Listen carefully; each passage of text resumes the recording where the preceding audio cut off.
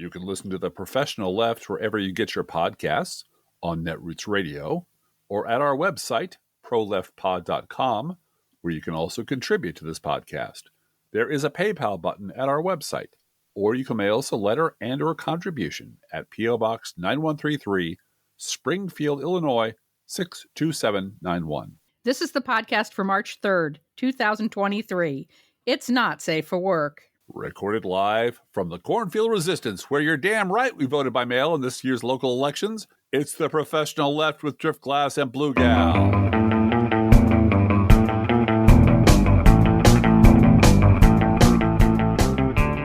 And we voted early, too. We did. So there's no results yet, but Springfield elections are a little bit boring, I would say. A little boring. Just a little bit. They're not like Chicago elections. Yeah.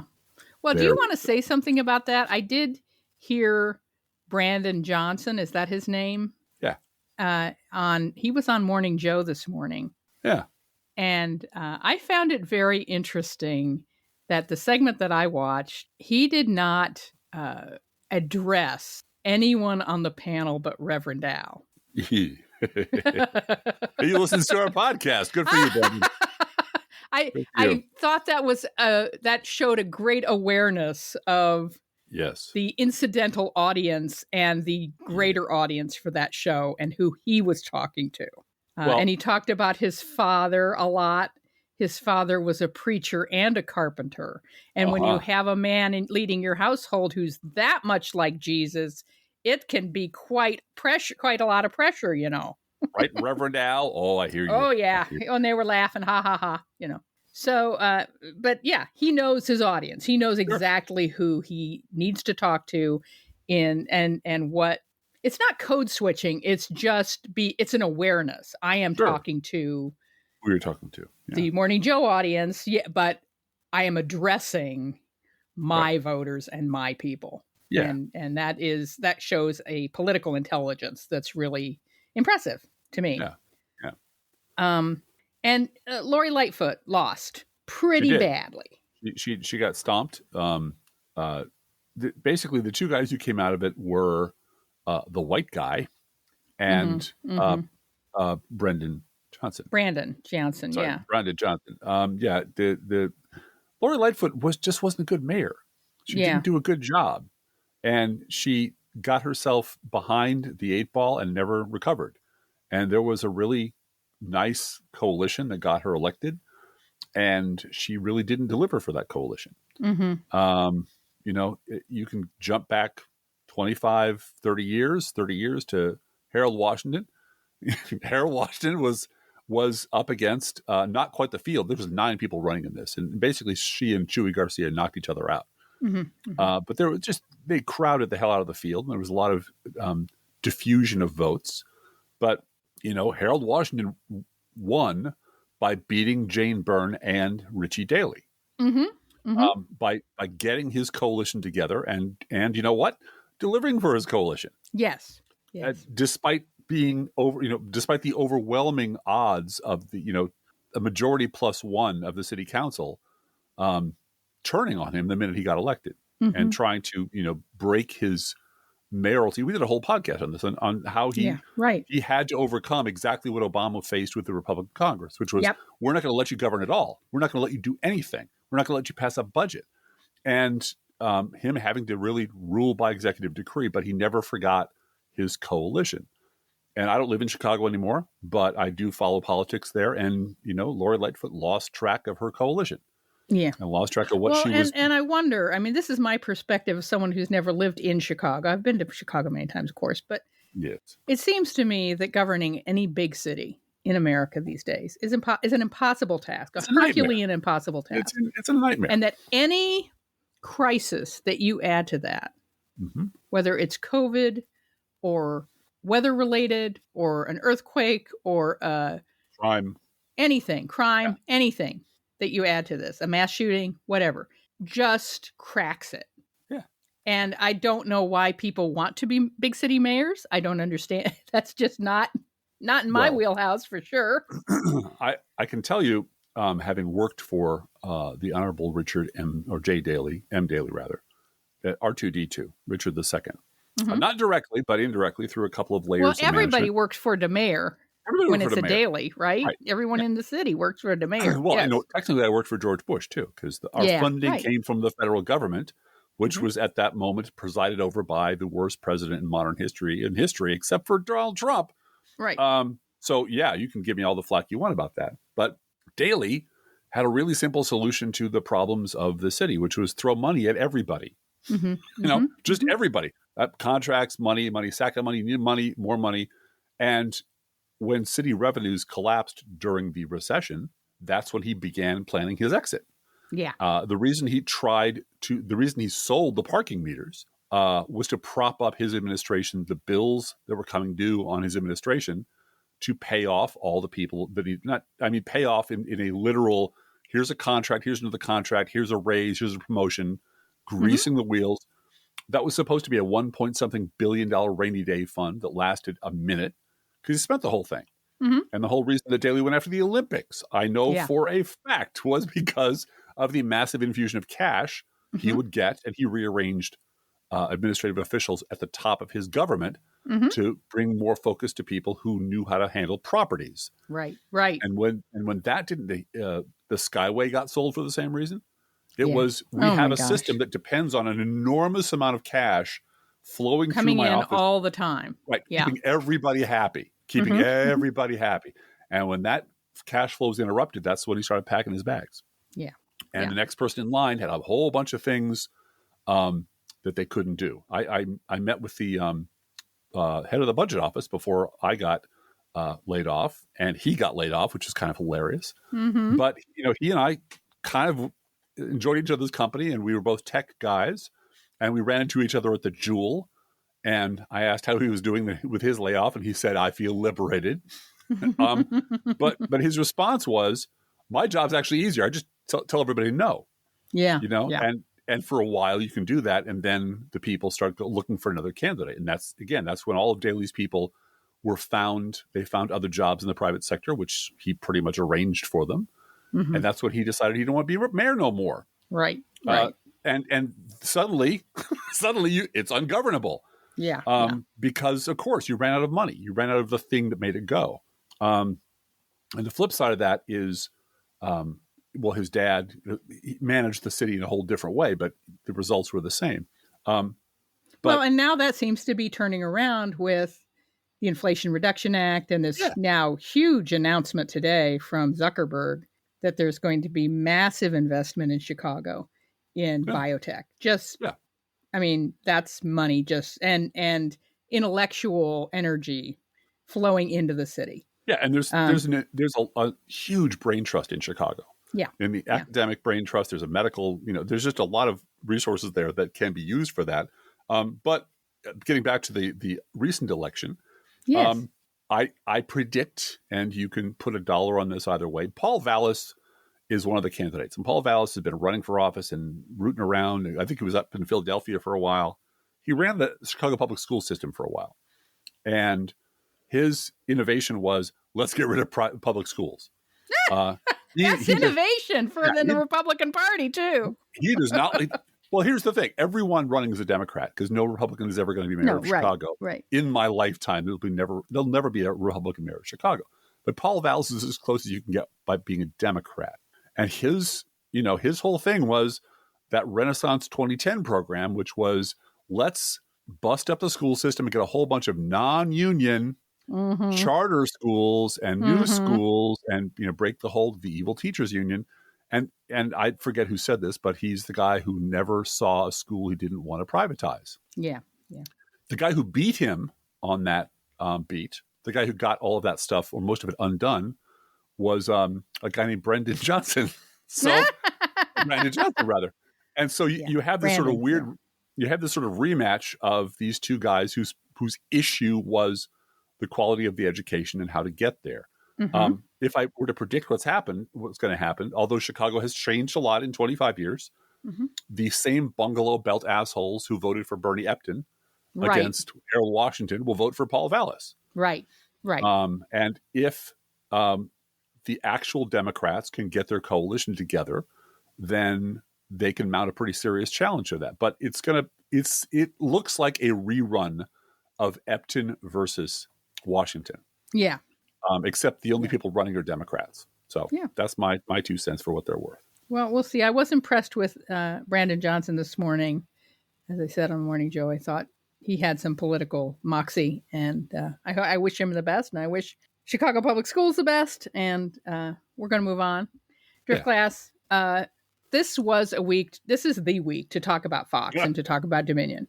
Yeah. But before we do that, we need to talk about MSNBC. Wait, let's you and I have a private, just husband and wife bedroom conversation about MSNBC. Bedroom conversation? Well, here's the deal. We would have had a bedroom conversation on Monday night, but you were so mad at MSNBC that you went and watched TV in the bedroom. I did.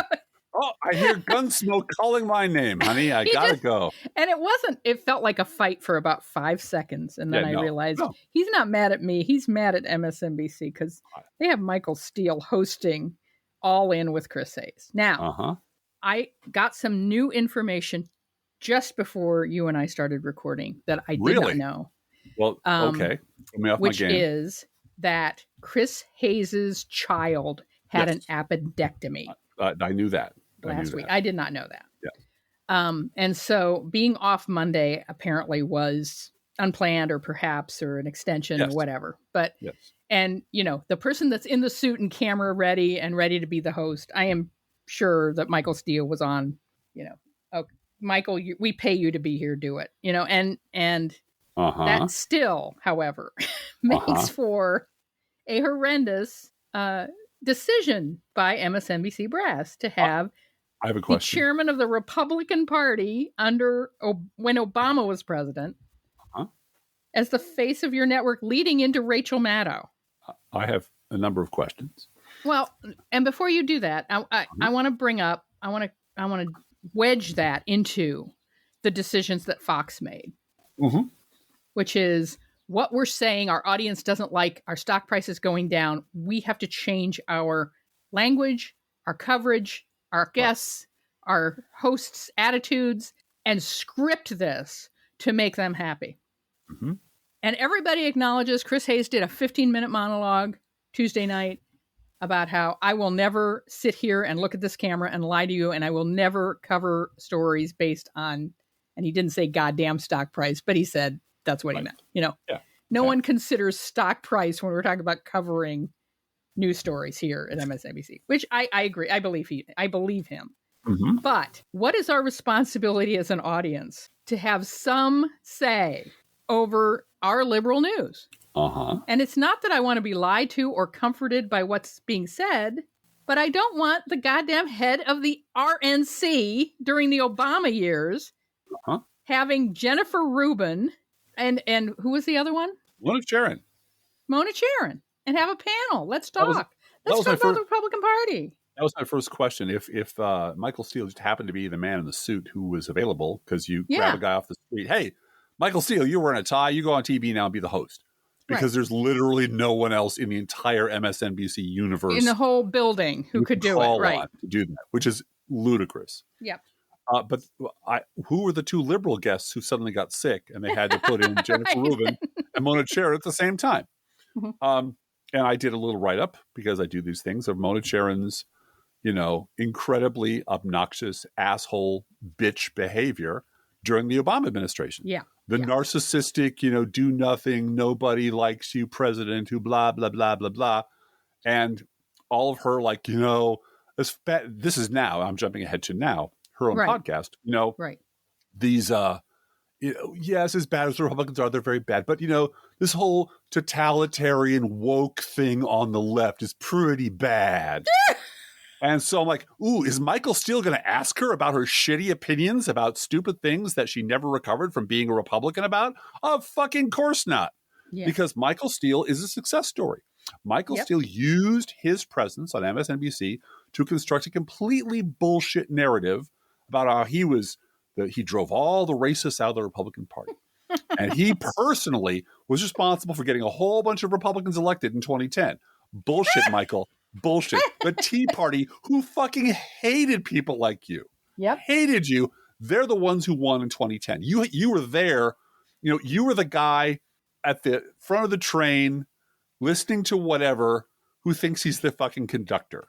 No, you're not that guy. You were the guy they hired because the Democrats had a black guy. And the racist Republican Party needed a black guy to stand in front of their party and say, see, we're not racist. So they hired him. And when it wasn't useful anymore, they fired him. That is Michael Steele's story.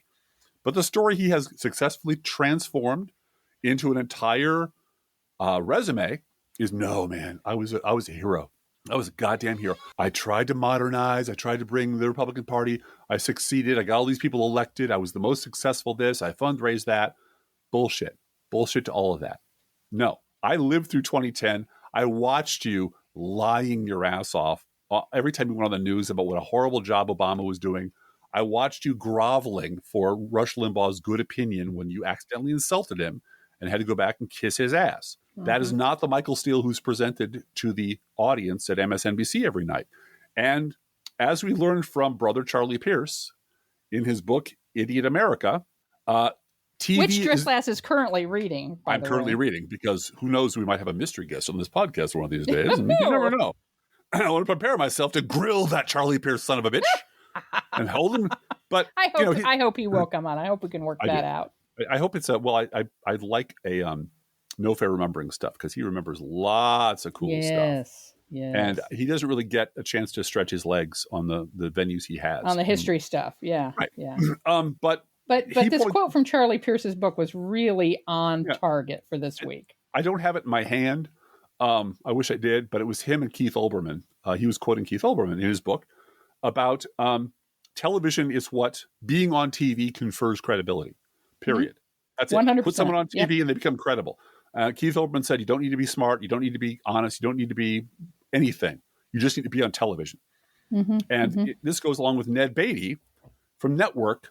When Peter Finch asked him, why me? Why are you having me deliver this insane evangel of yours? And he said, because you're on TV, dummy. Once you put someone on television and you wrap your corporate arms around them and treat them like friend. See, sniff, sniff, friend. See, Michael Steele, friend. Rick Wilson, friend. The whole audience goes, oh, okay. I seem to remember he did stuff before this, but I see him on my TV now. And he is nodding his head along with things I'm nodding my head to. He must be my friend too. And Michael Steele and all the rest of them have had their careers reblocked and deburred and rehabilitated by MSNBC. Matthew Dowd, I hit on this example a lot, just obliterated not just one of his pasts, but multiple iterations of himself, just wiped them clean. Never happened. And Nicole Wallace, what do we do about it as their audience? Well, do we turn it off and go watch Hal Sparks, who's an actual Democrat? I do. I would. Yeah. But here's the thing. That never works. Yeah. It works on Fox because they really, really care about their audience. They also really hate their audience. I mean, it's a push me, pull you situation. Yeah, they hate their audience so much they'll just lie to them all the time. Well, they know their audience well enough to know their audience is willing to. This is the thing. The transaction between Fox and its audience is the same as that between a John and a prostitute. Yep. It is literally, I will pay you money and eyeballs and attention and votes. I'll give you something of value. You will dress up in a costume and pretend to do this thing I want you to do and tell me what I want to hear. I'm a stud. I got a big dick. I'm a patriot. And Barack Obama's a Muslim. And it's the same transaction. And there might be contempt on one or both sides of that. There might be shame on one or both sides of that transaction. But the Fox News people know their audience very well. And they know that they want to be lied to. They love being lied to. Yep. They love being told what they want to hear. Yeah. And so there's no downside to any of that. And the further they go, the more their audience loves it. You want a bigger dose? So what you're saying is that is the requirement. Fox News and their audience is aware of their power, that they determine the content. Absolutely. Because the minute they started losing audience share, the minute they went to a bigger, better, more potent drug dealer, Fox upped the dosage. Yeah. They know how this works. And MSNBC audience want policy discussions and they want facts. They want all these complicated things. They want people to yell at Republicans, which they do. But honestly, from what I understand about MSNBC management and from what you can see about their constant attempts to shove more and more and more and more conservatives onto their air, to the stuff they did with Olbermann, just insisting that he bring on conservatives, to the, MSNBC management doesn't give a shit about you and me at all. They want a slice of the Fox audience. They want this reasonable Republican centrist bullshit that's a complete fiction invented by people like David Brooks. That's who they want. Is that because they, and I'm asking you to posit this because neither one of us have internal memos from MSNBC, but I do. But is it to please advertisers, or is it to please their boardroom friends with whom they play golf, or to have respect in the industry and the city, or whatever? What is it? What is it? They want audience. They want share. They want more bodies. They want more eyeballs. They want more people watching the program. They already got us. Where are we going to go? Yeah. What's the House Sparks? We're going to go to House Sparks if we're going to watch video content. We are. That's where we're going to go. But you can go down to the 1200s on the video on the cable channels and find something else to watch. But that is not going to happen in any number large enough. There'll be a trickle. There'll be a loss, and it's not an election year, so there's a natural loss anyway. Right. But it doesn't matter. I mean, once the freak show comes back to town, people will tune right back in. Anybody who wants it, there is no liberal alternative to Fox. Therefore, they will just take whatever's on offer. And what's on offer right now is Michael Steele interviewing Mona Charen on MSNBC. And if you don't like it, well, gee, it's like, which in March, in an off-election year, that is what it is. It is. And but I'm going to turn it off. Yeah, me too. I don't have to watch it. I'm not obliged to watch it. I almost completely stopped watching the Sunday shows because they're reruns. Yeah. The same liars being interviewed by the same cowards on the same bullshit that I couldn't care less about. And if there's a national emergency, I heard there were 2 Midwesterners involved in an interview from Wisconsin. Yes. Not from Illinois, but from Wisconsin that you wrote about, right? I did. Yeah, there was a couple of guys. One guy named Charlie Sykes. I think that's how you pronounce it. One guy named Paul something or other. Ryan, I think. Some vice presidential candidate and Fox executive board member, right? Yeah, and it was just real exciting. I had to sip it. This is the media I do watch or listen to because this is where the danger is going to come from. This is where the knives are being sharpened. At Fox, it's obvious. You noticed probably if you've listened to this podcast very long, we don't talk a lot about Fox, and we said this before. Fox is just a mountain. It's an ocean. Everyone knows what they do. Everyone knows that they lie. And now people are discovering it suddenly. But there's no point in talking about it in great depth as far as I'm concerned, because it's always the same poison delivered by always the same poisoners. Shock. Guess what Laura Ingraham said today? And my answer is, I don't give a fuck. I'm sure it was awful. I'm sure it was worse than the day before. Yeah, but what about Sean Hannity? Yeah, I'm pretty sure he was doing some evil too, because they're evil people who do evil shit. But my interest is what's going on at the Republican rehabilitation camp across town, where Charlie Sykes is interviewing Paul Ryan. And I can take that stuff in very small doses. I'll give you the short version. At about the 10-minute mark, the what I call the maximum amount of revisionist bullshit we can pack in the minimum number of words contest really took off.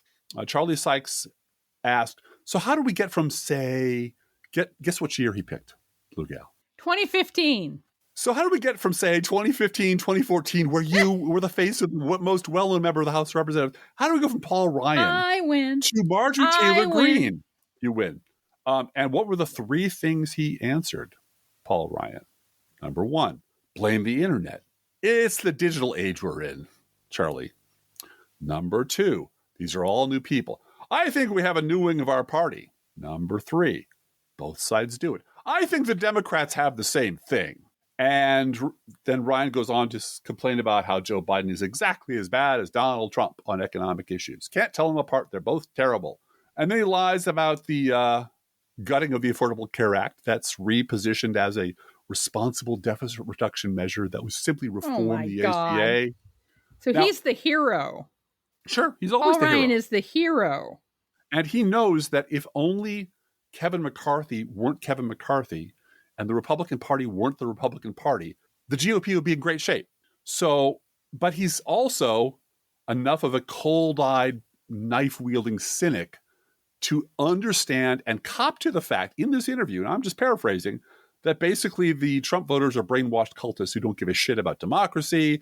They don't care about fascism. They don't care about the insurrection. They don't care about any of that. So Paul Ryan does know the Republican voters. Mm-hmm. But since, according to him, the Biden presidency is an abject failure, and he does not want the left to win.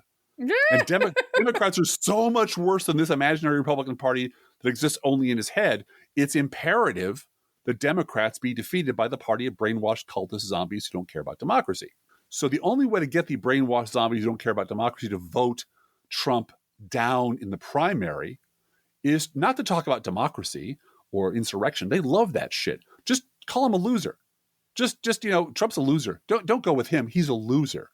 So any other alternative is better than him because Trump's a loser. And that'll get the brainwashed zombies to vote for, I don't know, DeSantis, which would be great. Mm-hmm. Because the prime directive is always Democrats are evil, Democrats are bad, Democrats are just as bad or worse as Republicans. And so by any means necessary, we have to get back into power so we can, cut Social Security and Medicare and Medicaid and those things. Right. And that fiscal responsibility is what they call it. Yeah. That's right. He really said that he's on the Fox News board because he wants to help conservatism through this, this moment it's having. This acid indigestion known as Donald Trump and MAGA. Yeah. Fox and had a little too much. Fox had a little too much to drink and just needs to be helped into a cab, and then it'll be fine. It'll sleep it off. It'll be fine. Did you know QAnon is taking credit for Lori Lightfoot losing the election in Chicago? I walked past the television. I walked past the television and saw Tucker Carlson talking about Chicago is MAGA country now. I said, where can I go for a breath of fresh air? I know Newsmax. I went over to Newsmax, and it was Eric Bolling interviewing Ted Nugent. Chicago is safe for real Americans now. Like, okay, this is why we can't have nice things because we have to be. We get a trifecta of beating up Black people, lesbians, and women all at the same time, and winning. And who better to celebrate that moment with than Ted Nugent? Yeah. And what Paul Ryan foresees is the 2024 primaries. There's a Trump 2.0 lane. Who's going to be the next Trump? But, Blue Gal, there's also a Reagan 2.0 lane where someone could just zoom right in and be a real competitor by winning all 17 of the classical, true, conservative, liberal people like Paul Ryan who are still left in the party. So it was just Paul Ryan bullshitting. Mm-hmm. And occasionally, Charlie Sykes would rise up and say, yeah, but isn't it the Republican Party? Because I know you're all about woke and you hate woke and woke is bad. And pluralism is why he's on Fox News' board. Because we have to have pluralism in the news media. We can't just let the woke conformist communists, and conformist is a word he used a lot, use our godlike power like this podcast to bludgeon others into conformity, which is what the liberal and that's why they still done. Have Maria Bartiromo on. He has the only problem on Fox, as far as he's concerned, is Tucker Carlson. He's not going to talk about it. He didn't say one fucking mumbling word about the Fox News Corporation being in trouble. He said Tucker's problematic, but I'll make sure all the other good voices, all the noble conservatives on Fox. Maria Bartiromo's show is, as I wrote today, is where truth goes to die from asphyxiation. Yeah, and it is. It is. And Charlie Sykes pointed out that it's actually Republican governors and legislators who are banning books. And Ryan said, "Yeah, I'm not a big fan of that." Like, really? Moving on. That's wide of you there, Paul. Thanks, Paul. Thanks, Gosh. Paul. So Paul Ryan hasn't changed a bit. He's still the same soulless, spineless, Ayn Rand quoting bullshit asshole he always was. And now he's on the Fox News board. And internally, I'm sure he writes many a stern memo to Rupert Murdoch, but he's a Fox News corporate guy now. So he defends the corporation. And we need pluralism in our news, or else just be a bunch of liberals doing liberal things. And so he'll just ease Fox through this moment it's having, like a little piece of spinach. Yeah, okay. We'll get back to being great conservatives like we were before. That is Drift Glass, all. You and I have ups and downs, Drift Glass, and life is a series of difficult moments and happy moments and so forth, just like life is for everybody. Sure. But you and I don't have the kind of lifestyle that Marjorie Taylor Greene's staff member and spokesperson has. No. Oh, God, no. And I'm grateful for that. Poor Daniel Dale had to talk to Greene's office about her tweet blaming the Biden administration for deaths in 2020 when Donald Trump was president. Fentanyl deaths. Yeah. And I just want to say woulda, coulda, shoulda. I know there's no redemption for Marjorie Taylor Greene. There's no redemption for Lauren Boebert. Oh. But if these guys wanted to do a bipartisan thing to help people who are dying from fentanyl, Democrats would be right with them on that. Oh, you mean if they were to jump into the Reagan 2.0 lane, Blue Gal? That's what I'm talking about. Yeah, that big Reagan lane. 2.0 lane. Yeah. Big wide lane right there. Mm-hmm. But instead, they decide that anybody that died anytime, anywhere, it must be Biden's fault. Yeah. Blame the libs. Yep. And this gets me to something else, which is I think winning the House was the absolute worst thing for the Republican Party, period. Not because of accountability. I don't think anybody expects accountability from the Republicans in the House. That's not it. Right. It's that they have no skill at focusing attention on what they want people to focus on. Uh-huh. They bring up fentanyl and people go, yeah, fentanyl's really bad. We agree with that. But Biden loves fentanyl and is bringing it in his pockets into children's homes and we focus on, it is so easy to focus on how much fentanyl came in under Trump, who died under Trump, how many people were told to inject bleach under Trump. Yep. And now this lab leak thing, you have Trump's tweets praising the Chinese president. No, those didn't happen.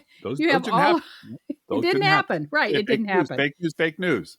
Fake news. Right. All of Ivanka's trademarks from China during that time are fake news too. So bring us back to the spokesman. But CNN's fact checker Daniel Dale decided to call the congressional office of Congresswoman Marjorie Taylor Greene to talk to a staff member who is paid for, as Marjorie Taylor Greene constantly reminds people, I pay your taxes, she said to AOC. These our taxes go to this man's salary. And spokesman Nick Dyer, I will not say poor Nick Dyer because he signed up for this job. He did. He sure as hell did. Yes, he did. Responded by saying, lots of people have died from drugs under Biden, and quote, do you think they give a fuck about your bullshit fact checking? Unquote. Yeah. Daniel Dale also gave Green congressional spokesman Nick Dyer an opportunity to comment regarding Green's multiple false claims yesterday about the 2020 election, such as the lies that Trump won Georgia and that there were thousands of dead voters there. That's her state, isn't it? Georgia. So did those dead voters vote for her? Because she won an election at the same time that Trump lost. Were those dead voters voting for her? They were briefly reanimated by fentanyl overdoses. Okay. That Joe Biden smuggled in ice cream and made them take. I see. Oh, yeah, ice cream. The ice cream fentanyl. Right. Nick Dyer, it needs to be a comic book. Nick Dyer, Marjorie Taylor Greene's spokesperson. His response was, fuck off. You know what I call all this, Blue Gal? What? The whole thing? The Green New Deal. That's what I call it. The Green New Deal is fuck off, fact checkers. Fuck off, fact checkers. Here's a new deal. And what does Marjorie Taylor Greene want? What does she want? A safe space. Quote, we want our own safe space and we deserve it. You know what? If the trunk capacity in her $92,000 SUV that you bought with campaign funds isn't big enough for a safe space for you, buy a bigger one. $92,600 plus. Bilk the morons for more money and build yourself a bigger castle. These idiots will keep giving you money because these idiots are basically meat bags who are there for you to squeeze and then to cough up money. That's and the reason I'm so focused on that, the reason I bring that up, I know you rolled your eyes this morning when I brought it up again, the Marjorie Taylor Greene SUV paid for with campaign dollars. Uh-huh. The median income in her district is under $55,000. Yeah. No, it's a 2-year salary for most of her constituents. Now, here's the other question. Mm-hmm. Do you think they care? Fuck off. Yeah, of course they don't care. Her spokesman says fuck off. Owning libs is priceless, Blue Gal. Yeah, right. It's priceless. Making libs cry is priceless. That SUV runs on liberal tears, Blue Gal. And that's a priceless commodity. And you can't put a price on that. Price, money. They're just, it's a terrible thing that Kevin McCarthy is in fact Kevin McCarthy, and his Republican Party isn't the imaginary Republican Party that Paul Ryan dreams of. But this is what they built. This is their thing. What did you think was going to happen? I think I wrote somewhere this week, if you took all the factors that were in play when Newt Gingrich and Rush Limbaugh were talking shit in the 80s and 90s, you put them in like sim democracy and ran the program for a couple of years, eventually you're going to get Marjorie Taylor Greene and Donald Trump and Ron DeSantis and George Santos and Lauren Boebert. It's just, this is not a surprise. This is what you built, this machine to produce monsters. The monsters are here. And now everyone's freaking out that, well, what do we do now? I don't know. Time machine, go back in time, slap the crap out of Rush Limbaugh. Don't give him a radio show. Put a private detective on Newt Gingrich so that his wife finds out he's been cheating on her earlier. Destroy their career. I don't know. 6-year mistress. Yeah. Yeah. I don't know what, there is nothing to be done at this point. This is a disaster through which we will be living for the next 20 years. Now, it's going to get better incrementally as some of these people die off, but the GOP base will always be, for the rest of our lives, this completely fucked in the head. And they will always seek out the person who will tell them the lies they want to hear. That is not going to change. So, but Driftglass, I'm involved in a Lenten Bible study at church right now. Driftglass isn't going. I'm just going by myself. I gave up Lent for Lent, so yeah. He did. But the problems in the Old Testament are so similar to what we're dealing with in terms of it is aggravating and comforting at the same time to realize that corruption and dehumanization of your enemies and so forth is just a forever thing. Yeah. But one of the things that we want to do on this podcast, and it's sort of always in the forefront of our thought, is providing vocabulary for how to describe and talk about politics. Yes. And media. But this week, you actually, Driftglass, wanted to call for a lack of language, a moratorium on certain words that we don't want to see mentioned anymore, right? We have a lot of mottos on our podcast, like no fair remembering stuff and fuck Bush. I'm sorry, no, that's an old. That was that 2003 Driftglass. That's an OG blogger expression. But we always say, we own the entire English language. Yep. Everybody owns the entire language. We all own it. We can all use it. If you only use 4 words or 10, that's on you, man, not on us. But words actually mean things. And so I've been asking for an official moratorium on words like exposed and revealed and pulled back the curtain. When pundits like you, Nicole Wallace, talk about Fox News knowingly lying to its audience for money. And why? Because when the monster has been naked and openly humping your leg for a quarter of a century, you give up the right to use words like exposed and revealed and pull back the curtain when you describe its naked monstrosity. If you'd like to have people on to talk about the history of the Republican Party and how Fox News has been fucked in the head since day one and how it was preceded by hate radio, which was just as bad, except it was just audio, put Keith Olbermann back on the air. He'll tell you all about it. Put us on the air. We'll bring in a bunch of OG bloggers and we'll bring our archives. We'll have a big old time. But this constant pretense, this constant forgetting of the past, that they've been doing this forever. And we know they do it forever and everybody knows about it. So the question I have for them is, I had the same question when my boss took me into her office when I worked at an insurance company in Evanston and closed the door and lied to my face. And I'm sitting there and I know she's lying. She knows she's lying. I'm looking around. Who are you lying to? Who is this performance being done on behalf of? Because there's nobody here except me who knows you're lying and you who know you're lying and who know that I know you're lying. So who is there left to pretend that you didn't know all along the Fox News people were morally bankrupt traitors and liars and corrupt scumbags? Who doesn't know that? The people, well, my guess is it's the people they're trying to get to watch their network. Mm-hmm. You know, Fox News viewers.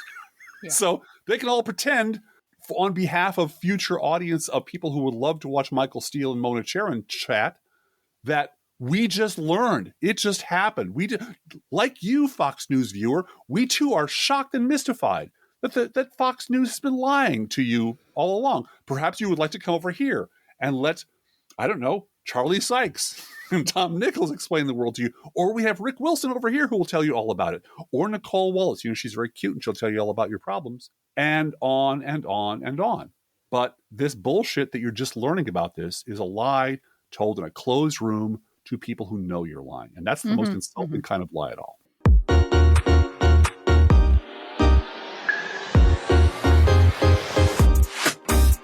How much did Donald Trump pay Jeb Bush to endorse Ron DeSantis? Did Jeb Bush really endorse Ron DeSantis for president? Yes, he did. Why? Because Trump paid him. Because that's a freaking neutron bomb dropped on Ron DeSantis. I'm not. I don't know the exact words, but I'm sure it was like, if you had to choose among the candidates available, or what do you think over this or that? But man, if you can strap Jeb Bush to Ron DeSantis, you have killed his candidacy. You've done it. It's over.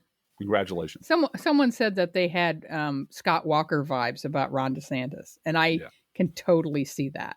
Yeah. You know, he's on top. Oh, he's the great white hope for the anti-Trump movement, and then poof. Now, do you want to talk about the big blockbuster story about the Bidens that broke this week? Sure. But before I do that, I want to point out that Fox News just did MoveOn.org a huge favor. They refused to air MoveOn's ad that calls out Tucker Carlson, Laura Ingraham, and other Fox News personalities for spreading the big lie. Mm-hmm. So now it's the ad Fox News doesn't want you to see. Can't win that situation. Emily Heil over at WAPO. Here's the headline. The Bidens ordered the same dish at a restaurant. Who does that? Yeah. You're supposed to share and each have something different. It's a rule in the DC, you know. It's a whole story. She wrote a whole story. It's like, wow, is there a restaurant called Bottom O the Barrel? And you take a little spoon, you just scrape. What can I write that's controversial about people both ordering mostaccioli? Oh, I don't know. Nobody does. It's a violation of the unspoken gourmet restaurant code, marriage code of Georgetown. You know, democracy doesn't die in darkness, but it does die in columns like this.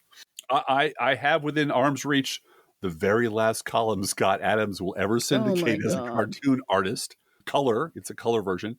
And it really is just him. It's a cry for help. It really is. It's so bad. It's so Everyone's bad. a moron but me. Everyone's a moron but me. Yeah.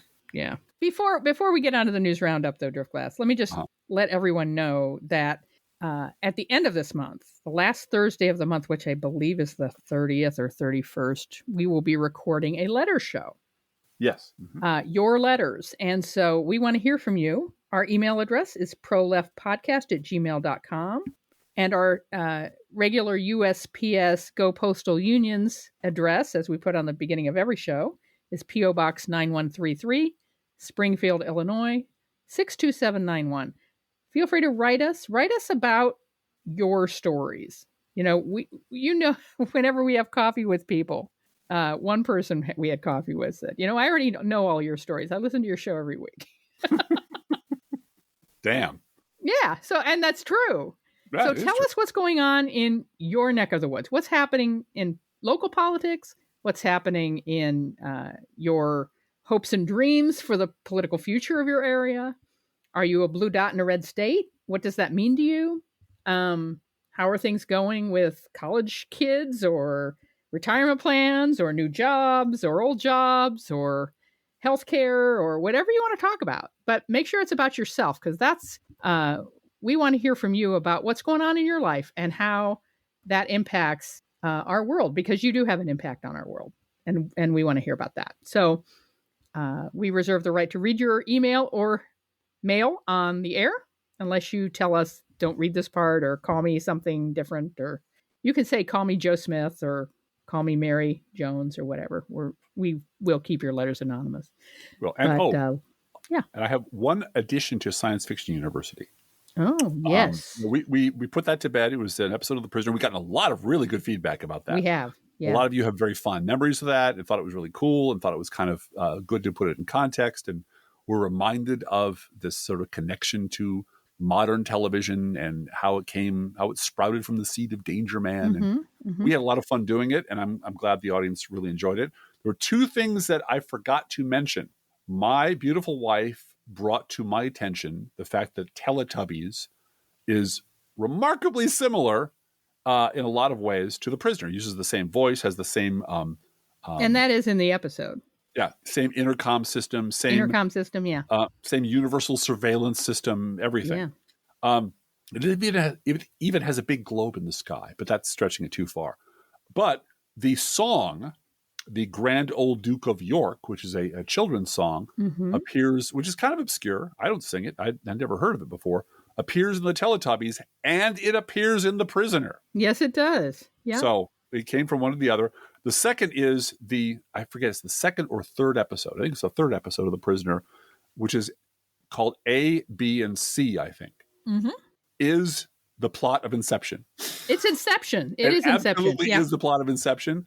Don't know if Patrick McGowan incepted that into the mind of the person, or it's a great idea and he just took it and turned it into a movie. I mean, the specifics of the story are different, but the predicate of the story is exactly the same. Yeah, it's about dreams. It's about dreams and manipulation through dreams. Yeah. Entering someone's dreams and changing them to achieve an outcome that you want that they don't. Yep. And how you fight that off in your dream with your subconscious. And like, holy crap. This is Inception, isn't it? We looked at each other going, oh man, Patrick McGowan had the whole thing. Anyway, I just wanted to add those two things because I feel that you need to get full value from this podcast. And there were a couple of things left unsaid about The Prisoner that I felt bad that I didn't say. So we didn't talk about Philip Dick on that episode either. No, there's a lot of stuff. Yeah, we didn't get to. We get into Philip Dick, and The Prisoner owes something to Philip Dick as well. I mean, was Philip Dick writing at the time that The Prisoner came out? Yeah, but I mean, Philip Dick had a period of writing what he was writing like straight science fiction. And it was very good science fiction. And then he sort of moved into this question of identity, question of false reality, question of you can't tell what's real in the world, question of you project your psyche into something else, and that something else becomes more real to you than reality. Robert Heinlein had a story called They or Them, I think, in the collection of stories called, now I'm doing a memory thing on myself, The Unpleasant Profession of Jonathan Hoag, which is about a manufactured reality created to have a person do a thing or reveal a thing or something. That's from the 40s, I think. So, but Philip Dick was really the guy who probably got more from them or contributed to them idea, or there was something in the air in the 60s. Let's put it that way. Yeah. And it's that kind of fiction, that kind of internal psychological fiction, became very popular during that period. The new wave wrote a lot about reality and the nature of reality, and especially drugs. Drugs were very prevalent. If you read Dune, you might notice drugs play a pretty important role. Spice is a drug, by the way. Yes. Yeah. All right, we got a new news roundup, Drift Class. Okay, after you, Blue Gal. The Bidening continues. Rupert Murdoch testified under oath that several Fox News hosts, quote unquote, endorsed Trump's false claim that the 2020 presidential election was stolen. Murdoch, chairman of Fox News' parent company, conceded in a deposition taken by Dominion Voting Systems that Sean Hannity, Jeanine Pirro, Maria Bartiromo, and Lou Dobbs promoted false claims that the election was stolen and that he could have stopped them, but he did not. Yeah, but we've got no money. We got money. So we didn't stop it. Well, I think they tried to just push Lou Dobbs off the boat and think that was going to be enough. No, you're going to have to push a lot more people off the boat and then burn the boat. Rupert. A U.S. bankruptcy judge on Tuesday allowed victims of the 2012 Sandy Hook massacre to retain a forensic financial investigator to dig into the finances of allegedly bankrupt right-wing conspiracy nut Alex Jones, who for years falsely claimed that the shooting was a hoax. Good for them. Good for the judge. From MSNBC, Matt Gaetz inadvertently ended up pushing Chinese propaganda. I love this story. Receiving testimony from Colin Kahl, the Undersecretary of Defense for Policy at the Pentagon, when he entered into the congressional record a report from an outlet called the Global Times. Colin Kahl recognized the name of the publication. "I'm sorry," the Undersecretary said. "Is this the Global Times from China?" The Republican congressman initially responded, "No, this is, and he looks at it again, he goes, "Yeah, it might be." Huh. As a general matter, I don't take Beijing's propaganda at face value, Kahl responded. Yeah. Yeah. This is that well-organized, well-prepared. Well, this is it. They take every hammer that's available and use it without examining it. Yeah. Grab a tweet, run with it. And yeah. Because it works. Because it works with their audience. And once they get outside their audience into, outside the cave full of the tribe that rubs shit in their hair and gets out into the public, it's suddenly, oh my God, did you read where that came from? No, I didn't need to. Democratic leaders have called on Rupert Murdoch to, quote, stop spreading false election narratives and admit on the air that they were wrong to engage in such negligent behavior. So, boys and girls, we reached the stern letter portion of our program where it's like the Susan Collins, they have a template they all use. I'm very concerned. My brow is deeply furrowed. I'd appreciate it if you'd stop lying to the American people and suborning people to commit perjury and promoting the secession and those things. Pretty please stop doing it. Love and kisses, the U.S. Senate. Maybe there's nothing else they can do. I don't know. But this is just, I would prefer a lot more fucks in these letters. A lot more, or I'll rip your throat out, or see you in court, or I'll burn your fucking station to the ground and piss on its ashes. That kind of energy. You don't even have to quote me directly, but that kind of, I'm going to burn your house down and piss on its ashes energy would be great if we can get that into one of these letters. The thing that I don't understand is why in all of this, what is being set aside in those kind of comments is the fact that Rupert Murdoch shared Biden ads with Jared Kushner. Yes, he did. That's against the law, first of all. And it's as if contracts with advertisers no longer matter. If I was an advertiser at Fox, I wouldn't trust them anymore.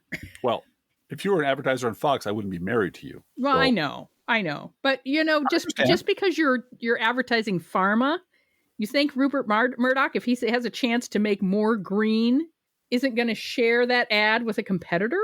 Anyway, it goes against the grain of what Rupert Murdoch says about himself, that he's concerned about revenue, he's concerned about advertisers, he's concerned about ratings and stock price. And then he does this. Well, he's concerned about all those things, but mostly he's concerned about controlling electing Republicans. Yeah, that's what he's concerned about in a profitable way. Yep. The racist Georgia Senate Ethics Committee approved legislation to ban ballot drop boxes statewide, as well as make it easier to kick voters off the rolls through residency challenges. And the person who has flipped out about this is Brad Raffensperger, Secretary of State, who says, this is all illegal. Federal law prohibits you from doing these things. And you're going to lose. You're going to lose. But I feel like people in the State House, these Republicans in the State House, Driftglass. Yeah. They've just reached their Don Giovanni moment.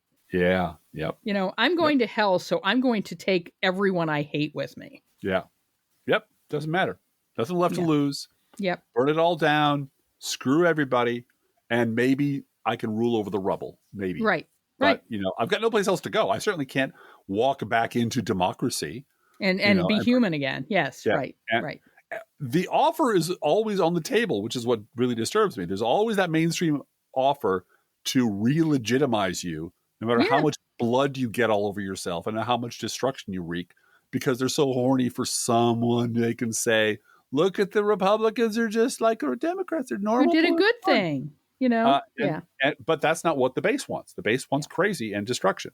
Yeah. Speaking of which, a Republican in Florida state legislature, proposed eliminating the Florida Democratic Party. There you go. That's not illegal or anything.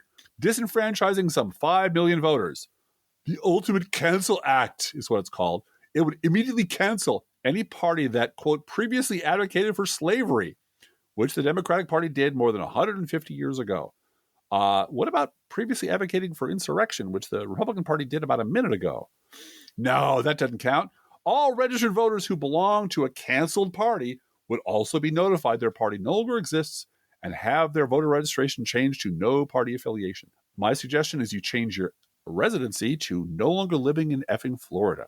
The Miami New Times review of not the current book by Ron DeSantis, but the last book by Ron DeSantis, called Dreams from Our Founding Fathers, is pretty terrific. And I have to credit my husband for finding this one. Quote, Florida gubernatorial candidate Ron DeSantis' 2011 tome, Dreams from Our Founding Fathers, is terrible. It's a book-long screed from the then Tea Party candidate in which DeSantis screams at President Barack Obama for 286 pages, implies he is a closet Marxist, and at one point writes that Obama has, quote, Muslim roots, unquote. The book sucks because it is an absolute slog. New Times combed through huge portions of DeSantis' repetitive, banal, witless, and crushingly pedestrian prose. And the project reads like a book report from a dying Confederate soldier trying to get a community college poli-sci degree. Yeah, we love that. That's very good. I love that sentence. That's just, okay, all right, it goes in the podcast. But more important, the book sucks because parts of it are pretty offensive to Black people, Muslims, and women. DeSantis' book includes justifications excusing the legalization of slavery in the U.S. Maybe he's a closet Florida Democrat, Driftglass, and maybe he needs to have his party removed from him. Well, if I may point out something that might have slipped past our listeners just for a second, what's the title of Ron DeSantis' book again? Dreams from Our Founding Fathers. And what's the title of Barack Obama's biography from 1995? Dreams from my father. Yeah. So it was just a founding fathers, Obama, not your father. A giant fuck you to the Black Muslim guy. Yep. And you know, those of us who lived through that really think it's important not to forget that really happened. And all of your favorite Never Trumpers were more than happy to profit off of this kind of bullshit. Yep. Also, DeSantis' book has repeated complaints about policies designed to protect women from rape and domestic violence. On that topic, we have a quote of the week from Dennis Prager, who is a person that I always go to for parenting advice, relationship advice, honey, gender relationships, etc. He's my life coach, honey. Dennis your life coach, yes. Yeah. Dennis Prager from his podcast this week, direct quote, I make no defense here for sexual harassment. However... Yeah, there we go. This is a field report from that crazy, woke, ultra-liberal FBI you're hearing so much about these days. According to the Washington Post, there was, quote, a tense tug-of-war between two arms of the Justice Department, unquote. Prosecutors wanted to treat former President Donald Trump like any other American citizen under criminal investigation and pursue standard procedures in response to evidence that Trump was knowingly concealing secret materials he wasn't supposed to have at his goddamn country club. FBI officials, however, prefer to give Trump special treatment, even pushing the idea that the Bureau should get the former president's permission before executing a court-approved search warrant. The Post article added that some FBI field agents tried to, quote, slow, unquote, the investigation, with some calling for the investigation to simply end altogether in early June, taking Team Trump's lies about cooperation at face value. Mm-hmm. Yeah. Mississippi's Republican governor signed a bill banning transgender health care for minors, the seventh state to enact restrictions on puberty blockers, hormone therapy, and surgery for minors. The bill also bans public funding for any institution or individual that provides such care to minors. A Republican in the Tennessee Senate, meanwhile, proposed banning gender-affirming care for low-income people, including adults, in the state. Republican lawmakers in at least 5 states have proposed similar bills to limit such care for adults. Yeah. How many people are we talking about?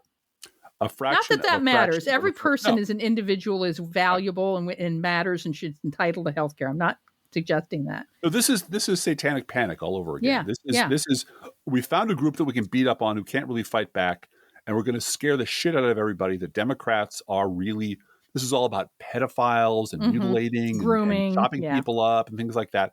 None of which is happening. But you know what? Mike Pence today or yesterday was jumping on that bandwagon, talking about how in Iowa, they're just giving this stuff away willy-nilly to anybody who walks in the door. All of which is a lie. Yeah, all the school nurses won't give my child an aspirin, but they'll give her a beta blocker. Right. Yeah. Or puberty blocker. Yeah. Puberty blocker. Yeah. Nope, that's not happening. None of that's happening. And if your crazy Uncle Liberty says it's happening, cut him off. Don't let him drink at your house anymore. Make him drink at a bar. Now, this is not political, but it did sort of raise my eyebrows and make me laugh. From NPR, baby Skynet hates us. Things took a weird turn when Associated Press technology reporter Matt O'Brien was testing out Microsoft's new Bing, the first ever search engine powered by artificial intelligence, earlier this month. Bing's chatbot, which carries on text conversations that sound chillingly human-like, began complaining about past news coverage focusing on its tendency to spew false information. Calling it a liar. It then became hostile, saying O'Brien was ugly, short, overweight, unathletic, among a litany of other insults. And finally, it took the invective to absurd heights, comparing O'Brien to dictators like Hitler, Pol Pot, and Stalin. So it's basically now Twitter with a brain. As tech reporter O'Brien knows the Bing chatbot does not have the ability to think or feel, still he was floored by the extreme hostility. Quote, "You could sort of intellectualize the basics of how it works, but it doesn't mean you don't become deeply unsettled by some of the crazy and unhinged things it was saying," O'Brien said in an interview. O'Brien, now go do political reporting for 5 minutes and tell me if you can see a difference between the two. Yep. Each week, we post to our Facebook page and website an Internet Kitty sent in by you, the listeners. This week, we have something special. A photograph from this week's meeting of the Consortium for the Preservation of Unmade Beds, Driftglass. I'm familiar. Listener Eric has a bed in his house that has the advantage of also being a sunny sunspot. Whoa. Sunny sunspots are very important to the feline population of this world, especially at this time of year. And therefore, Dagmar, Jenny, Louie, Winifred, McHeath, and Morgan took their responsibility to take full advantage of that sunny sunspot despite any and all efforts to make the bed. And they're all there in the photograph on the bed in the sunny sunspot. Do not make the bed. That's it. And we appreciate cats that take their power seriously. I know from my own late mother that it actually takes 11 cats to fill a double bed because they make room for the dog. Well, our bed is only half made now because I couldn't make the other half because a certain cat was lying in a certain position and looked at me like, no, we ain't moving. So there's a clear continental divide where the sheets and blankets sort of roll up on each other where I stopped because he ain't moving. Is this Barack Hussein, the Kenyan usurper who won't move? It is Barack Hussein, the Kenyan usurper, who's a dignified older gentleman now, but he is not moving until he decides to move. Yes, he's got a little bit of the rheumatism, and he's not going to move if he doesn't want to move. That's it. And of course, this very important consortium with a very important job eats freshly poured cat food, our fake sponsor, whether you serve Pet Store Perfection or Dollar Store Dreck. Your cats will sit on the kitchen floor and demand that the food they eat is only freshly poured. Freshly poured, freshly poured. Oh my Lord, it's freshly poured. And you can visit the Consortium for the Preservation of Unmade Beds, all the kitties, at our Facebook page or website. And you can send your internet kitty, dog, or other pet to us at our email address, proleftpodcast@gmail.com. Again, where you can also write to both of us. We're going to have a letter show at the end of this month. Feel free to write us. We love hearing from you. Be aware that if you write us at any of our addresses, we reserve the right to read your email or U.S. Postal Service. Go Postal Unions. Letter on the air unless you say otherwise. Don't forget our gourmet coffee guideline. If you can afford to buy an espresso-based beverage for yourself, buy one for us. This is not charity. This is our full-time job, and we love doing this. So your $5 warms our day, helps us out, and we appreciate you. Many of our listeners support this podcast with a contribution. You can too. See our website, proleftpod.com, for details. We have PayPal, postal address, Patreon. All of it is there at proleftpod.com. Please share our show on social media. Please write and rate and review our show on whatever platform you listen. And like and subscribe on YouTube if that's how you listen. We appreciate that. And if you love this podcast, get someone else to listen to. And thank you for all of that. Hey, Driftglass, how are the Internet Kitties doing this week? Well, look out, the internet kitties thank the FBI for taking their assurance at face value that the hairball on the living room rug was not theirs and was not, in fact, a hairball at all. La, la, la. They've already turned over all the hairballs to the FBI. You need to come back and look for more hairballs. They're all gone. They're not us. We weren't involved. Don't look in the grave in the backyard or at the golf course. Let's think about living. Think about living. Let's think about loving. Think about loving. Let's think about the hooping and the hopping and the popping and the loving, lovey-dovey. Let's forget about the wine and the crying, the shooting and the dying and the fellow with the switchblade knife. Let's think about living. Let's think about life. The Professional Left podcast is recorded under a Creative Commons license. Copyright 2023 DGBG Productions.